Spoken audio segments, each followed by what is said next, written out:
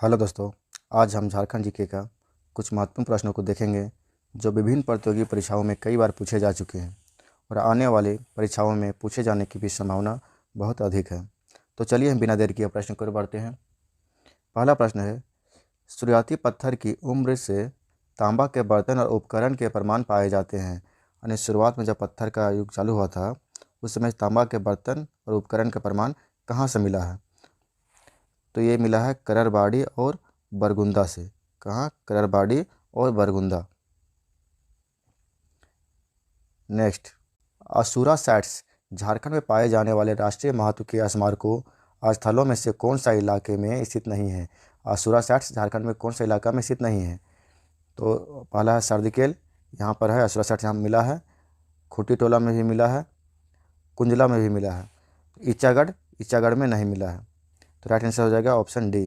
हजारीबाग के उत्तर की ओर झारखंड में निम्न में से कौन से स्थान बौद्ध धर्म विरासत के अवशेषों का दावा करते हैं? यानी बौद्ध धर्म का अवशेष कहाँ पर मिला है जो हजारीबाग के उत्तर में? तो इटखोरी में बौद्ध धर्म का अवशेष मिला है। यहाँ पर 3 बौद्ध स्तूप पाए गए हैं। चंदन सहित पहाड़ी पर अशोक शिलालेख झारखंड के निम्नलिखित जिलों में से किस में स्थित है? तो चंदन सहित पहाड़ी झारखंड में स्थित नहीं है। ये सारे ऑप्शन गलत दिया हुआ है। चारों ऑप्शन क्या है? गलत है। चंदन सहित पहाड़ी कहाँ है? बिहार के सासाराम जिला में स्थित है। बिहार के सासाराम जिला में चंदन पहाड़ी स्थित है। निम्नलिखित साइटों में से कौन सा झारखंड के ताम्रपाषाण साइट से संबंधित नहीं है? तो ताम्रपाषाण साइट से कुनार संबंधित नहीं है। करहरबाड़ी, बादाम, रामगढ़ तीनों ताम्रपाषाण साइट से संबंधित है, सिर्फ कुनार इससे संबंधित नहीं है। नेक्स्ट, संभावित भूमिगत कोशिकाओं और मार्ग के साथ बारादारी इमारतों के अवशेष निम्नलिखित स्थानों में से किसमें स्थित है? तो बारादारी इमारत का अवशेष कहाँ पर पाया गया है? तो आरजी मुकिमपुर संथाल परगना में। कहाँ पाया गया है? आरजी मुकिमपुर और संथाल परगना में पाया गया है। राइट आंसर हो ऑप्शन बी। सिंहभूम में खुदाई के दौरान निम्न में से कौन सा पाया गया है? सिंहभूम में खुदाई के दौरान क्या पाया गया है? तो सिंहभूम में खुदाई के दौरान रोमन सिक्के पाए गए हैं। क्या? रोमन सिक्के। कुषाण सम्राट कनिष्क के सिक्के झारखंड के खालिस्तान जिले से प्राप्त हुए थे। यानी कनिष्क का सिक्का झारखंड के कौन से जिला से प्राप्त हुआ था? तो रांची से। कनिष्क का सिक्का झारखंड के रांची जिला से प्राप्त हुए थे। झारखंड के इतिहास की शुरुआत कब से मानी जाती है? तो झारखंड का इतिहास की शुरुआत मेसोलिथिक युग से। झारखंड के इतिहास की शुरुआत मेसोलिथिक युग से मानी जाती है। मेसोलिथिक युग मतलब मध्य पाषाण काल से मानी जाती है। इसका समय 10,000 ईसा पूर्व से 4,000 ईसा पूर्व तक माना गया है।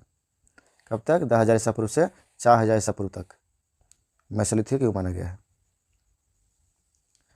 वर्ष 1620 में तृतीय महाराजा जगन्नाथ सिंह कुमार विक्रम सिंह वन ने खालिस्तान राज्य की स्थापना की। तो 1620 ईस्वी में जो जगन्नाथ सिंह कुमार विक्रम सिंह थे वह सरायकेला राज्य की स्थापना की थी। कौन सी? सरायकेला। निम्नलिखित सरायकेला रियासत का आखिरी शासक कौन था? यानी निम्नलिखित में से सरायकेला रियासत का सबसे आखिरी शासक कौन था? तो एच राजा आदित्य प्रताप सिंह देव। कौन थे? एच राजा आदित्य प्रताप सिंह सरायकेला रियासत का अंतिम शासक थे। नागवंशी परिवार का मुख्यालय दोईसा स्थानांतरित हुआ। नागवंशी परिवार का मुख्यालय दोईसा स्थानांतरित हुआ था। जब दोईसा का युद्ध में पराजित हुआ तो राजधानी दोईसा स्थानांतरित हुआ था। उस शासक का नाम बताइए जिसने नागवंशी राज्य की राजधानी सुत्याम्बे से चुटिया स्थानांतरित की। वह राजा का नाम बताना है जो नागवंशी राज्य की राजधानी सुत्याम्बे से चुटिया स्थानांतरित। तो सुत्याम्बे राजधानी कौन बनाया था? फनी मुकुट राय। फनी मुकुट राय राजधानी कहाँ बनाया था? तो ये सुत्याम्बे बनाई थी राजधानी। लेकिन इस सुत्याम्बे से चुटिया राजधानी कौन ले गया? तो प्रताप राय। राइट आंसर है प्रताप राय। प्रताप राय कहाँ ले गए? सुत्याम्बे से चुटिया राजधानी ले गए थे। यानी चुटिया को राजधानी कौन बनाया? प्रताप राय। निम्नलिखित में से रामगढ़ का कौन सा राजा शुरू से अंत तक अंग्रेजों का विरोध करता रहा? तो शुरू से अंत तक जो अंग्रेज का विरोध करता रहा वो रामगढ़ के राजा कौन थे? वो मुकुंद सिंह थे। कौन? मुकुंद सिंह। झारखंड के किस स्थान को प्राचीन काल में हरित किवाना नाम से जाना जाता था? तो झारखंड के कौन सा जिला है जिसे प्राचीन काल में हरित किवाना कहा जाता था? तो देवघर। राइट आंसर हो जाएगा देवघर।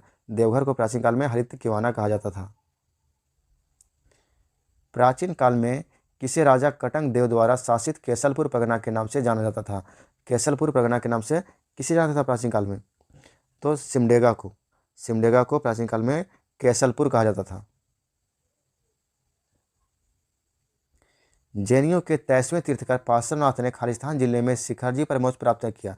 शिखरजी किसे कहता है? समय शिखर पार्श्वनाथ को। और पार्श्वनाथ कहाँ स्थित है? गिरिडीह जिला में।